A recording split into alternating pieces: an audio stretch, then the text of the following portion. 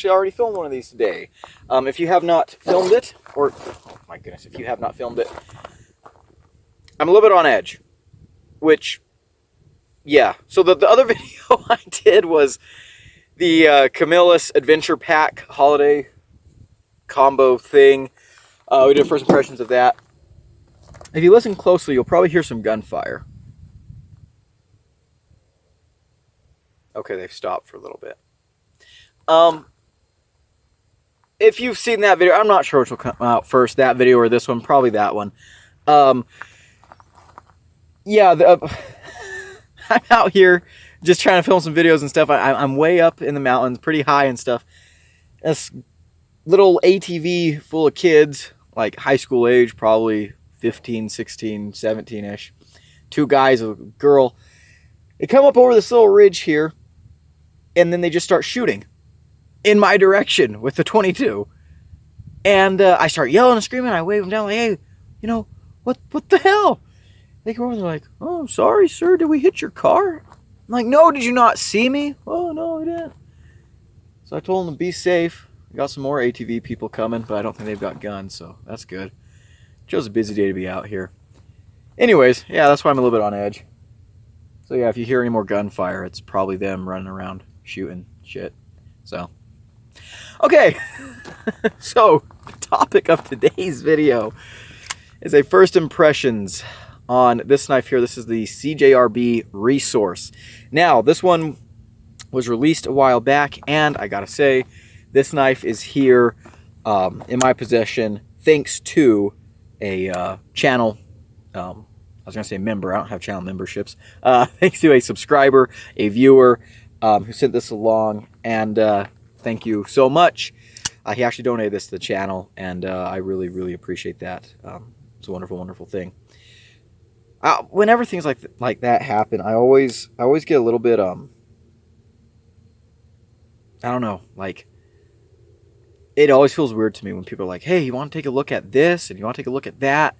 Well, I'll send it over to you. I'm like, oh yeah, sure, yeah, I'll take a look at that. I'm like, it's weird for me to be in that position of someone like wanting to see me do a video of something enough that they'll send it to me.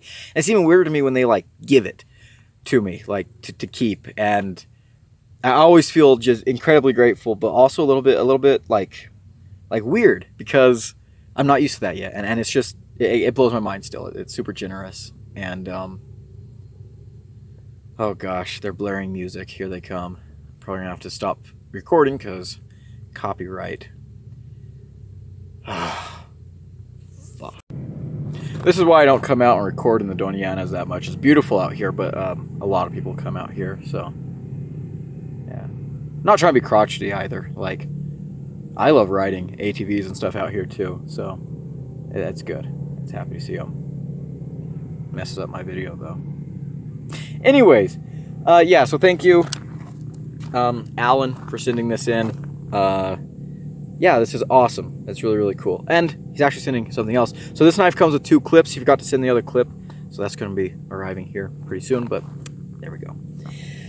So yeah, it's super generous to me, and yeah, I'm very, very thankful. So, it's been a day, guys. Yeah, the CJRB Resource, when this was first announced, I was pretty excited. This is a Dirk Pinkerton design, which you can kind of tell, like, even though this is a very knifey looking knife, it's also a very Dirk Pinkerton looking knife. So I like that a lot. I'm a big fan of Dirk Pinkerton. But when I saw this announced, I was like, oh, that's awesome. It's kind of a, it's not a button lock. So it's kind of going back to, like the old roots of Civivi or CJRB. But it's also like kind of an overbuilt work knife, which I haven't really done before yet. And so I was really, really excited to see it. Now, this knife is way bigger than I was expecting it to be. I have figured out that I am just not really good at reading specs. Like, I knew this was a large knife, but I'm reading the specs. I'm like, a blade that's 4.1 inches. Like, okay, yeah, that's pretty long. But then I get it in hand, and I didn't realize how just big this knife is, how chunky and beefy and massive. It's a cool knife. So yeah, I like big knives, but yeah, this one is even bigger than I was expecting. So, We got this big fuller here that we can reverse flick. We've got dual thumb studs. We got this blue-gray G10 here, which is very interesting. They've given it kind of a stepped kind of look to it on both sides, which is very interesting. It kind of serves as contouring without being contouring. Some of the edges are actually a little bit sharp. I will say I noticed that right away, but not too bad. The ergonomics are actually pretty nice, and look how much, I can put 2 more fingers on there. Yeah, really, really cool. Like I said, there is another clip that's on the way. So this knife has a reversible clip, but this one curves, so you can't use the same clip on the other side. So they do provide you an extra, which is really cool. Cold Steel's been doing that for a while, but no one else really caught on to that. So I like seeing them do that. I always appreciate that. It's a little bit of a good gesture. AR RPM 9 steel. It's a steel I really, really enjoy. This blade here, straight back, very large, and I mean, it's broad. It's not super thick. I mean, it's not thin, but it's not super thick. It comes down to a decent tip. Bet this thing's going to be a great slicer. Access to the lock bar is really good. We are running on bearings. Centering is perfect. Big old pill-shaped lanyard hole. It is what it is. Very, very cool knife. I'm going to enjoy carrying this around the ranch and stuff when I go home to visit and things. I think it's going to be a pretty cool work knife. Now, a couple things about this knife. After I unboxed, I actually unboxed this yesterday, but I've been carrying it today, carried it a little bit yesterday, just been kind of getting to know it a little bit. And there are 2 things I wish this knife had done now that I have it in hand. Number 1, I think this would have been a great knife for CJRB to put washers on instead of bearings. Because I mean, we can have the argument, does it really make a difference, washers versus bearings? I kind of think it does. I would have loved to see this on washers, give it more of a kind of outdoorsy, working man's knife kind of feeling. And the other thing is, I wish it was a frame lock, or that they had made the lock bar thicker. That's kind of a thin lock bar, and on a knife like this, I think it would have been great to have a little bit more of a beefy lock. Now, the lockup on this is solid. We'll do some spine whack tests right now, actually.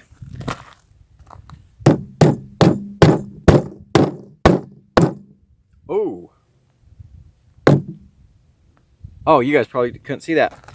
So I actually failed. That lock. See if we can do that again. Yep.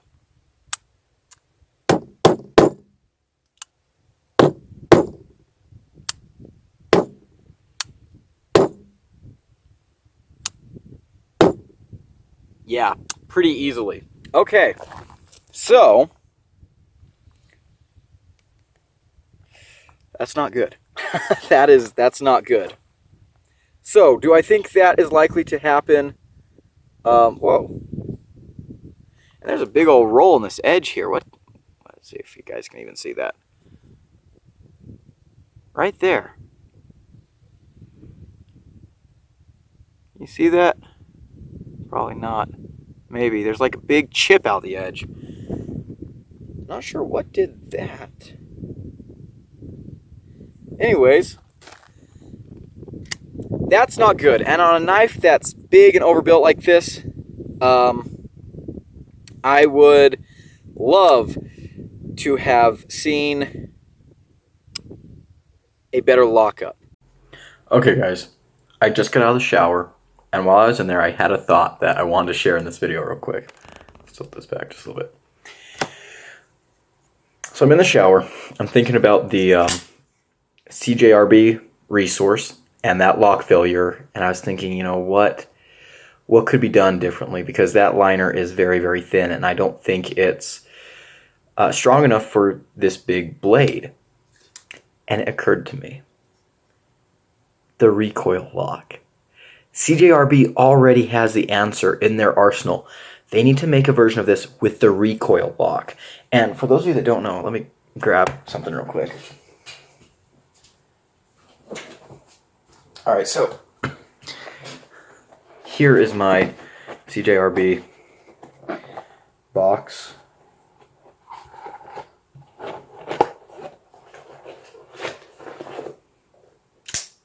This is a CJRB crag. This is the recoil lock. And CJRB only made 2 models with it. Artisan also did, I think, 1 or 2 models with the recoil lock. But basically what it is a crossbar lock that has a carriage that kind of sits on top of the frame. And I love it. It's a super fidgety lock, and it's pretty dang strong. So, I think they should put it on the resource. And the other thing I got to thinking about too is the RAM lock that Microtech has out right now is kind of similar in a lot of ways to the recoil lock. And so for people who want to try out that RAM lock, but maybe, you know, can't buy a Microtech, if CJRB were to bring the RAM lock back for some of these knives, I think that would be a massive moneymaker for them. I think it would be fantastic. So yeah, I'm gonna have to make another video. I'm gonna have to get the word out to CJRB, like, put the recoil lock on the resource. I think it can't go wrong, right? And I don't think they've done a thumb stud. They haven't done a thumb stud knife with the recoil lock yet. The crag and the kicker are the 2 models they have the recoil lock, and both those are flippers, and they work. But I think a thumb stud would be so much better. So if they were to put the recoil lock on this knife, it'd make it 10 times more fidgety. It would also increase the strength a lot. Now again, right, it's a folding knife. You don't, you know, it's not necessarily made for batoning and all that stuff, but it looks like a bushcraft knife. It's big. It should be able to stand up to a little bit of hard use. Maybe not triad lock levels of hard use, but it should be durable. And this liner just, it ain't it. It's not cutting it. For regular EDC and stuff, it's fine, but this is a big honking knife. I don't want to use this for just regular EDC. You know, I could, if I just want to have an EDC knife, I've already got my pyrite, you know? So, yeah, just, these are the things I think about in the shower. Because I'm a knife nut. So, there we go. But I think it's a great idea. Actually, it would have also been cool to see this be one of those knives that has like a pin that you can screw in here, because again, I'm sure this lock will be fine from like breaking down cardboard or something. I don't know though, that did fail really easily. Like if I get into a twist and I have to like jerk the blade or come out of a cut, I don't know if it'll close on me or not. Okay, well that's a little bit disappointing, right? But it's interesting that this happened. So yesterday I spent the day with a bunch of friends. We all went to Cloudcroft, and you get a bunch of geologists hitting the town, and hijinks ensue, to say the least. But so we're driving back, and it's late at night, and one of my buddies was just kind of teasing me about, you know, my YouTube channel and stuff, because, you know, we're just messing around. And one of the other people that was there didn't know I had a YouTube channel. He was asking me about it. I told him about it, and he pulled up one of the videos that I released. Actually, pulled up the video I released that day, which was what do you call it? The gear that has saved my butt and could save yours too. And he was watching that, and he said, "Why did you mention 2 knives?" Because in that video I mentioned having a folding knife and a fixed blade knife. He said, "You mentioned knives twice." I said, "No, folding knife and fixed blade are different, right? Completely different applications." I said, if I'm going to be outdoors and stuff, I want a fixed blade with me, you know, that's big and robust and able to process wood. I can baton with it, this, that, and the other. He asked me, okay, so, like, why can't you do that with a folding knife? Here comes another vehicle. Let's see what happens. Those guys were awesome. Had a good little talk with them. I pause the video normally when people drive by and stuff, because number one, like, I don't want to, like, you know, show off if people got like license plates or stuff. I don't want to, like, you know, I don't know, I'm putting stuff on the internet. I want to be careful, and also kind of mess with the audio and stuff. But I kind of wish I'd left the video recording for that conversation. Two old heads just out here, you know, hiking around and stuff. Real nice guys. But yeah, that's awesome. Okay. Emilio. His name is Emilio. Okay, so anyways, back to my story. And so I was kind of explaining to him, you know, what the difference is. I said, hey, you know, if I've got a folding knife, if I'm trying to baton through something, you know, the lock could fail. He said, oh, well, just get a stronger lock. And I said, well, yeah, absolutely. You know, that's a great point. But like the only folding knife lock that I trust with batoning is probably the triad lock. I said as much. This is kind of that same conversation though, because this is a kind of knife that looks big and strong and tough enough to kind of do some harder duty tasks. Maybe not batoning, right? I probably wouldn't want to baton with this, but I would want to be able to put this knife. You guys hear the shooting? I would want to be able to put this knife through a little bit, maybe a little more heavy duty stuff. And with that kind of lock failure, like, I just don't think I can. Also, I have no idea where that chip came from. Like, I've had this knife for less than 24 hours. What have I cut with it so far? I cut an apple this morning. I don't know. What did I don't know, guys. I don't know. But there we go. Yeah, that lock failure, that's kind of disappointing to me. In fact, it's really disappointing to me.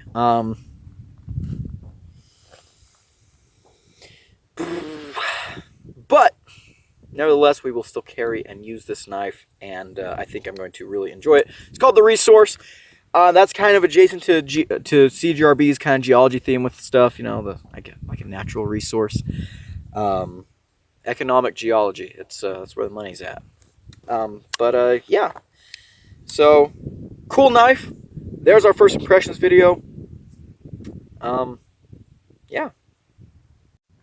Well, guys, I have another CJRB knife in, and I'm going to be doing the first impressions, and I figured I'd just throw this into the same video I did the first impressions for the Resource on. I actually just got back from doing review cutting with the Resource. I've had this knife for a little while now, but I hadn't edited the first impressions video or anything yet, so I guess it worked out because we've got another CJRB to do a little bit of first impressions on.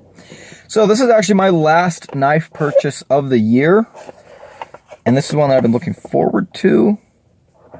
So fingers crossed that it lives up to the hype. Okay. CJRB has been killing it lately. They've been absolutely killing it. By the way, their new cloths are awesome. Really, really like that. They've been killing it. And, oh goodness. Oh, man. Oh, yep. Okay. Oh, this feels great.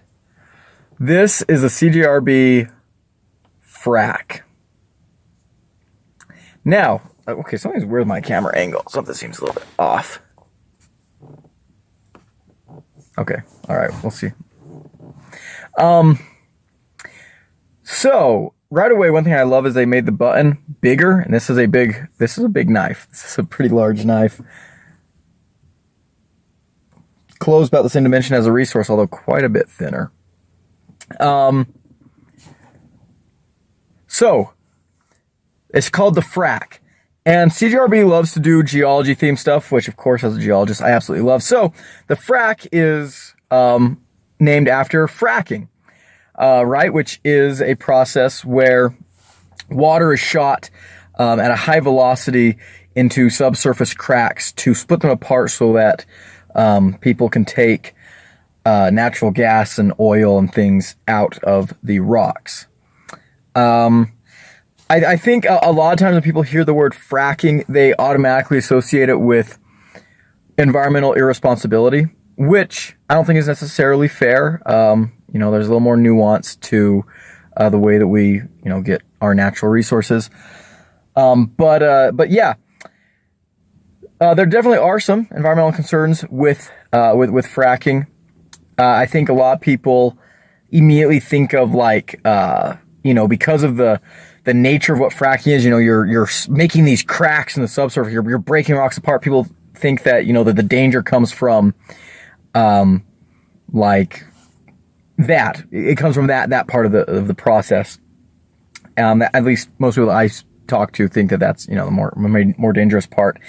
And yeah, absolutely, fracking has been known to cause earthquakes, has been known to cause land subsidence, you know, has made sinkholes open up, things like that, which is not good, right? It's not good, but I think the more long-term and pervasive issue with fracking is the fact that this water is not clean, right? And so water contamination is a big issue. You shoot this water into a reservoir of oil or natural gas, and those hydrocarbons and stuff become part of that water.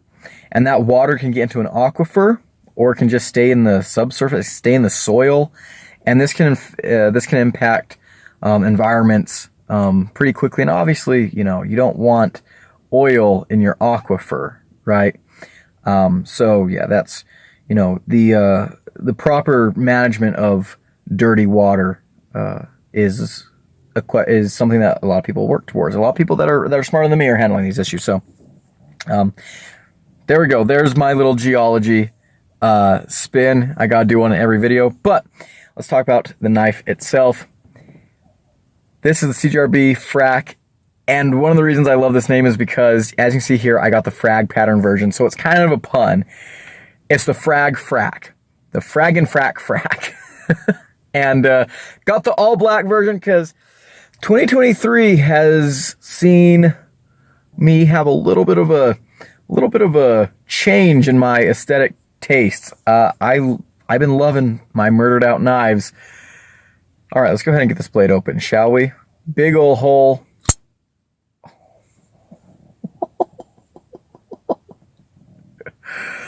Oh my gosh, look at that blade. It's like broader and slicier in person than it looked in pictures and videos and stuff. Oh my goodness, look at that.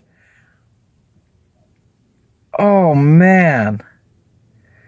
The blade stock isn't super thick. This is going to be a wonderful slicer. Oh my goodness, it's going to slice like a beast. The ergonomics are fantastic. Oh my gosh. You can choke up in here. Oh, goodness gracious. Love the jimping. Oh my goodness.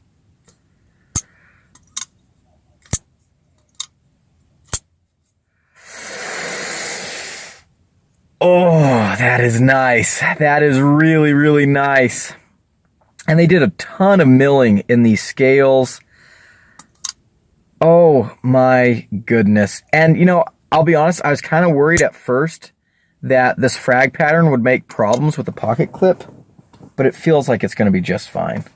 Oh, yeah, in and out of the pocket. Oh, that's nothing. Oh, that's a breeze.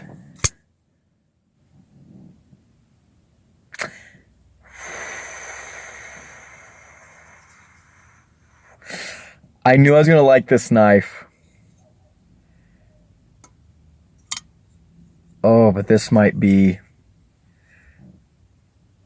my new favorite CJRB. I know, I've only had it in my hand for 5 minutes. But gosh dang.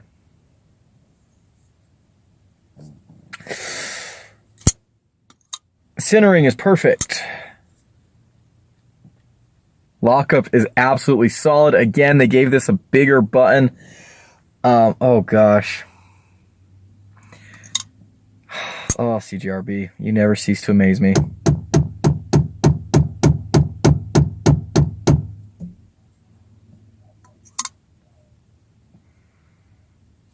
Oh, yeah, that's a good one. You know, I wish I had gotten this.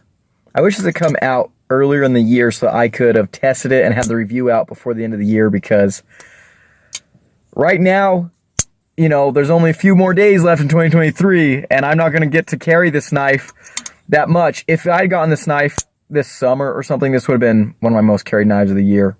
Easily. I can already tell you. Easily. Oh gosh. This is so nice. This is so nice. So I like the resource. I like the idea behind the resource. I went and did the review kind of like I said today. This thing performs wonderfully. I love this blade. This is a knife that I really, really, really want to love, but that lock failure is just, it's so disappointing. It is so disappointing. But this knife is pretty much perfect. This thing is, oh my goodness. It is big, but not obnoxious. It's smooth, it's fidgety, but it's solid, and it feels like a workhorse. Mwah. This thing's really, really nice. I'm sold. I'm a fan. This one's great. This one is absolutely fantastic. And if I sit here much longer, I'm just going to rant and rave about it, and we're going to be here forever. We're going to be here forever. But there we go. What a knife. Well, guys, we're going to be adding another first impressions to this video. Excuse me, I'm chewing on a candy cane. You know what? Maybe I should finish my candy cane before we film a video. Yeah, let's do that. Alright, there we go. Sorry about the candy cane interruption, but in my defense, 'tis the season. I love Christmas season, and I'm so glad that it's finally here. Alright, so, yes, we're adding another first impressions to this video.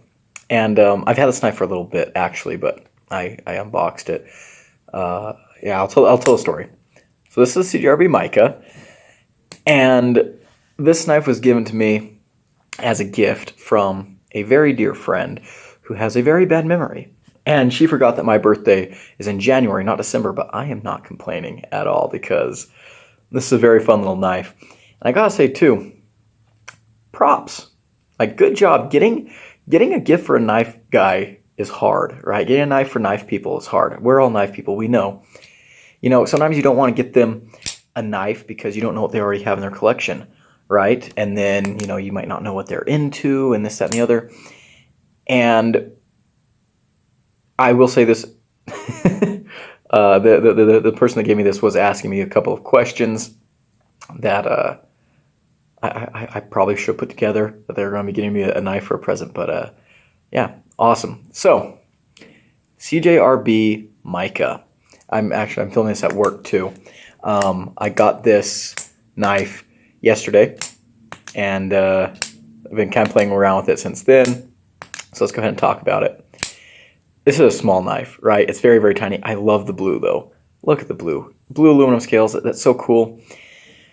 Pretty comfortable in hand. I can choke up in this little choil. I can use it, which I was surprised about. Back here, you know, it's a 3-finger knife, and it's a little bit slippery, but that's okay. This is very, very fun. The button and the action's good.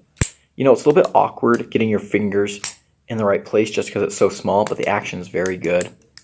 The button does have some button stick, but I don't mind that. Not at all. It assures me that the knife is locked up solid, and CJRB does really, really solid button locks. I love the little tiny CJRB clip. It's the same thing as their other clip, just shrunk down, which is awesome. By the way, I unboxed this knife 5 days ago. I love it. Oh my gosh, I wish I got this sooner. Oh, this is such a useful knife. You can probably already see I've been putting some marks on it. Love that thing. But this part of the video is not about you. So, drop point blade, yes, this looks a lot like a pyrite, but it's not. It's the mini. It's not a mini pyrite. It's the mica. They do have scales in there that have a lot of internal milling. Very lightweight. Love the little back lanyard loop thing. Very, very cool knife. Very tiny. I know right away people are going to be asking, you know, is it better than the Baby Banter? No, it's not better than the Baby Banter, but it's really good. It is really, really good. I'm going to really enjoy carrying this thing, and I was very excited for this knife when they announced it, when this knife was coming out. I was so excited. And it is really fidgety and fun. I like small knives, not necessarily from a utility point of view, but like just for the oddity of them, right? You guys know I love big knives, but I think small knives are so fun. And this is a very small knife. This is a tiny little guy, but it feels amazing. It really, really does. So very, very happy with that. Now, it's called the Mica. Geology themed knife, of course. And so you guys know I'm going to nerd out about it. And in fact, I watched Metal Complex do his unboxing of this thing. He called it the Mica. And that kind of drove me nuts. And yes, of course, I went into the comment section and I was that insufferable a-hole who's like, actually. But come on, guys, give me a break. I'm a geologist. So yeah, this is the Mica. And micas are a group of minerals. It's a group, not a specific mineral. There are lots of different types of micas. Some of the most common ones are biotite, muscovite, and chlorite. And all of them have different chemical compositions, but they all form basically the same. There's also some other, like one of my favorite micas is actually lepidolite, which is purple, which is pretty awesome. And I was thinking to myself, like, are there any blue micas? And I was thinking, I couldn't think of any. So I Googled blue mica. I found a dyed mica product that can be used for like cosmetics, which that's something that micas are used for, is sparkles in cosmetics and food. They're very sparkly, very papery minerals. But I was like, I can't think of a single blue mica. But then it hit me. Chlorite in thin section has what we call an amorphous blue color. That's what I've learned to refer to it. It's a very distinctive blue. And chlorite is actually commonly found in metamorphic rocks as a secondary mineral or as an alteration product. Basically, when certain minerals are exposed to conditions that they're not so happy with, such as temperature or pressure ranges that are not in that do not keep them in equilibrium, they kind of start to fall apart. And they can be the pieces that make up that mineral can regroup themselves into other minerals. And so chlorite is a common replacement mineral in metamorphic rocks, and it's a green mica. I actually do research with metamorphic rocks, and so I see chlorite a lot. And so an interesting thing about chlorite actually is, even though this amorphous blue color is very rare, there's another mineral that has it, and that's epidote. And chlorite and epidote just so happen to appear together in a lot of different rocks. And so, you know, you see all this amorphous blue, and of course there's other ways to tell chlorite and epidote apart. You know, they look quite different, but I think it's ironic that this very strong diagnostic characteristic of chlorite also appears in epidote, and they coexist all the time. But real quick, when I get home, I'm going to film some video with some micas, and so I'm going to stitch that in right here. All right, let's have a quick talk about micas. Let's tilt our camera down here a little bit. Micas are a group of silicate minerals, specifically phyllosilicates, and they're well known for having perfect basal cleavage, which means that they break along planes like this into little sheets. So let's look at some mica. This chunk of rock here is from a pegmatite, and it is full of muscovite mica. You can see it's all this shiny stuff. So I had a piece just now that's a really good example. We'll get a magnifying glass and look at these a little bit closer, but you can see here that the mica is in these very thin little sheets or plates. And so that perfect basal cleavage is what allows them to split like that. A lot of minerals have cleavage. Let's see, what's a good one right here? Okay.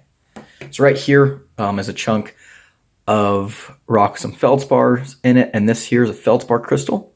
You can see this cleavage portrayed by these sharp angles. Basically, this is due to the way that a crystal forms, the way that all the elements that make up the crystal connect to each other, form specific patterns. And then when you break a crystal, they break along those planes, and that's called our cleavage. I had a really, really cool rock here. Where did I do with it? Just a second. Aha, I found it. So when we have a big stack of mica, we call these mica books because it looks like a bunch of pages in a book. So you can see that. And can you see how I can just like peel this mica with my nail? Yeah, that is pretty cool. So now let's go ahead and bring out a magnifying glass that is incredibly dirty. Let's wipe that down.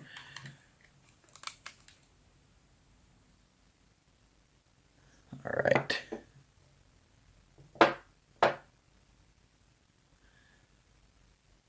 Look at that.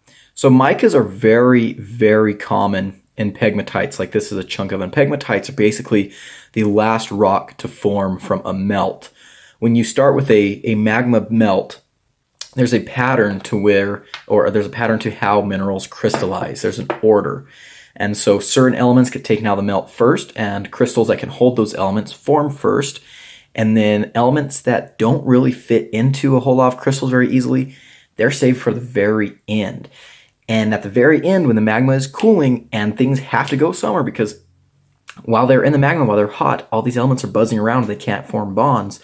When they finally cool down enough to form bonds, they have to get down to a state of some kind of order, right? And so they get flooded into a lot of kind of leftover minerals like micas and feldspars and stuff.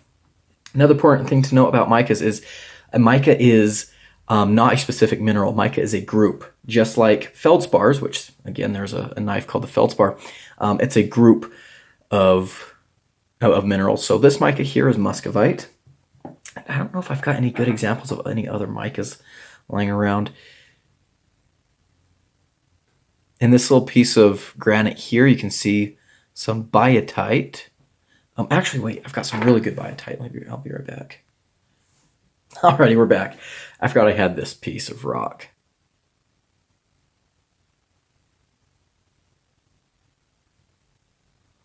Look at that. Isn't that beautiful? And then a mica that I deal with a lot in some of the rocks I've been doing for research is chlorite, which replaces a lot of different things. And it has kind of an amorphous blue color when you look at it under a microscope. And since we've been doing all this talk about cleavage and things, let's bring out a couple of minerals that don't have any cleavage. This rock here is full of garnets.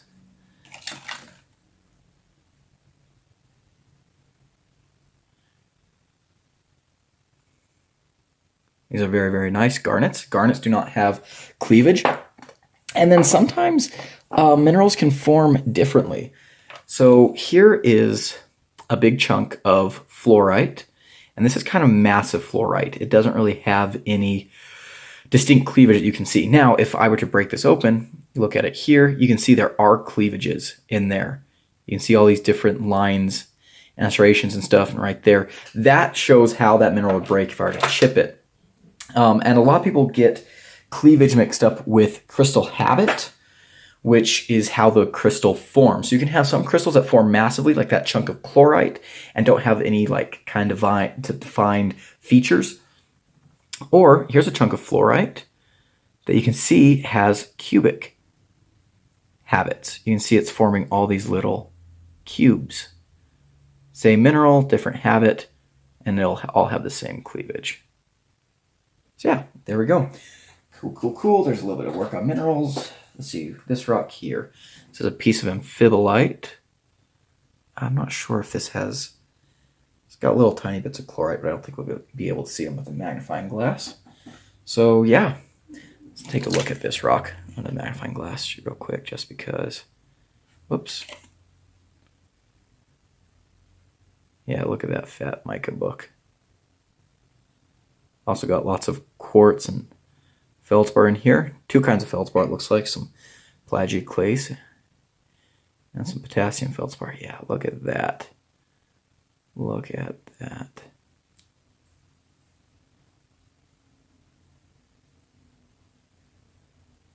So soft and feathery. Isn't that cool? I think that's pretty cool. And you know what? Since we're already here at the table, let's actually go ahead and do some size comparisons with these knives. Let's start out with the Mica. That cute little guy.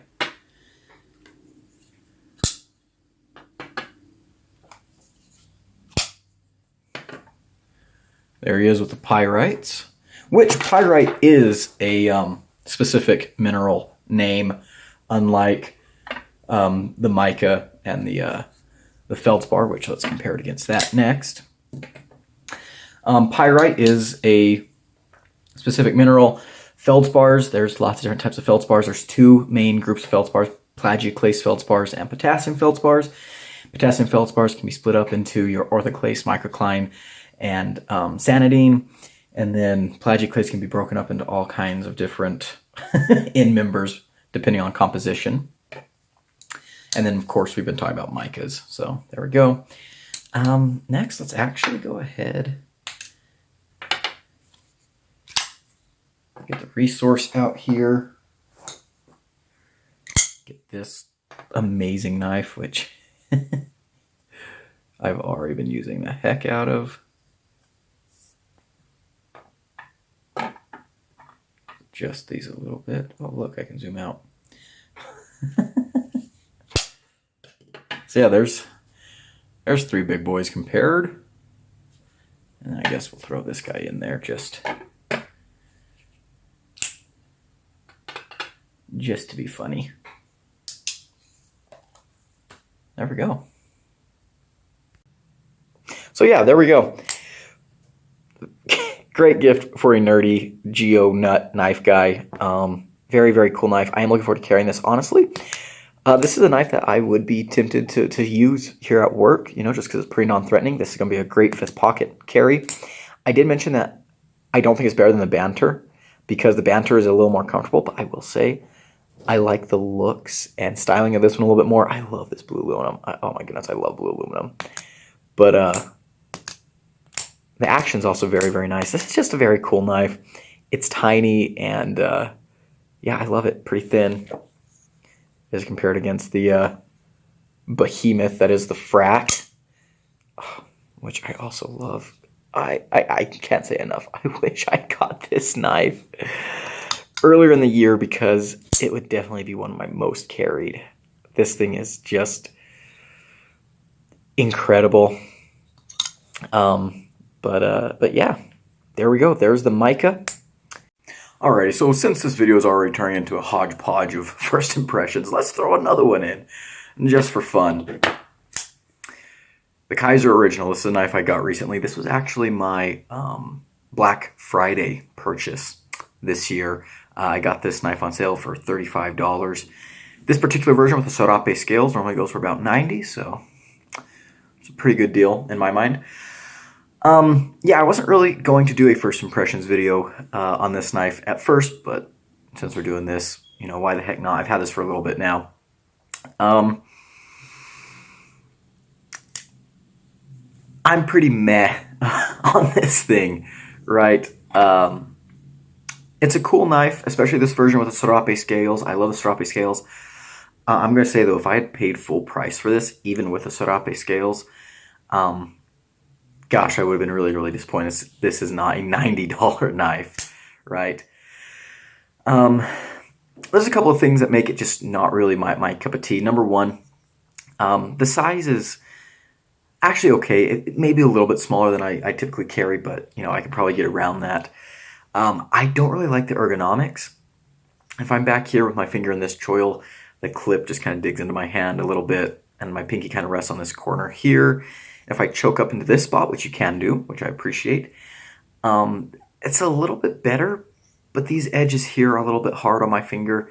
Obviously, I'm not going to be using this knife to like break down miles and miles of cardboard, but the ergonomics just aren't really my favorite thing. And it's just a really boring kind of design. It's a good knife, right? I'll tell you right now, it's well made. There's nothing that's like atrocious about it. I'm actually going to be giving this as a gift to someone, and I never give someone a gift that I thought was poorly made or dangerous. This is definitely a safe knife. This is a well-made tool, and I think that the person I'm going to give it to is really going to enjoy it. But I'm not sure why I would ever recommend this knife to anyone, especially when things like the pyrite exist. Now, the pyrite, I think, is just a little bit bigger. Yeah, I think this is a sub 3-inch blade. Where's my ruler? There we go. I think this is a sub 3-inch blade. Also not on screen. Sorry about that. So let's get measurement here. Sharpened edge, about 3.75. Blade length itself is actually just a hair over 3 inches. So I was going to say, you know, if that 3-inch measurement is an important legal limit for you, maybe, you know, go for this one. But it's over that 3-inch mark, so it's not even really great there. Yeah, I'm just kind of meh on this thing. The other thing too is these are not necessarily super budget, right? Now the Serape version is one of the more expensive versions, but I think even just the base models of these are like $60, something like that. And so if you're looking for a good little button lock, save a little bit of money, get the pyrite. And I think the action is way better on the pyrite, and the metal pyrites feel a little more high quality than this one does. And if you want like a very high quality feeling button lock that maybe you want a little more hand size or something, Senka Serene's a great one. This feels very, very premium, and it's a $46 knife. So I'm not sure where the original really fits in. It's neat. It's cool. It's a good knife. But I just don't know. Yeah, I just don't know why I would ever go for this over the pyrite. I am going to carry this and review it before I give it away. Yeah, you know, maybe my feelings will change, but we'll see. We will see. Again, I think I just like everything about the pyrite better. Better ergonomics, better action, feels a little more solid. It is a little bit bigger, so you know it's a little more in my size range. And then of course we've got the XL pyrite, which there is also an XL original. I think it has a 3.25-inch blade, so it's not a huge knife either. Maybe I would like that one better, but again, like, why would I go for that over some of the other button lock knives that we have out here? Yeah, I don't know. We'll see in the review what I think of it, but yeah, for right now, I'm just kind of meh about it. It's completely fine, inoffensive. As an EDC knife, it's going to work great. 154 cm, you know, fine steel. That's nothing. The AR RPM 9 on the pyrites I do like more than 154 cm, but 154 cm is a fine steel. Yeah, there we go. Just kind of meh on it. So there we go. Very cool knife. Cannot wait to review this thing. And yeah, my CJRB collection is growing. CJRB is probably my favorite company as of right now. They do a lot right, and I appreciate that. So, review coming sometime. So yeah, there we go. We have had a huge unboxing video, but I think that's going to be it. Thank you guys so much for watching. If you enjoyed this video, leave it a like, comment below, and subscribe. I've been Gideon, and I'll see you in the next one. Adios. And Merry Christmas. Hope you guys have a great holiday season.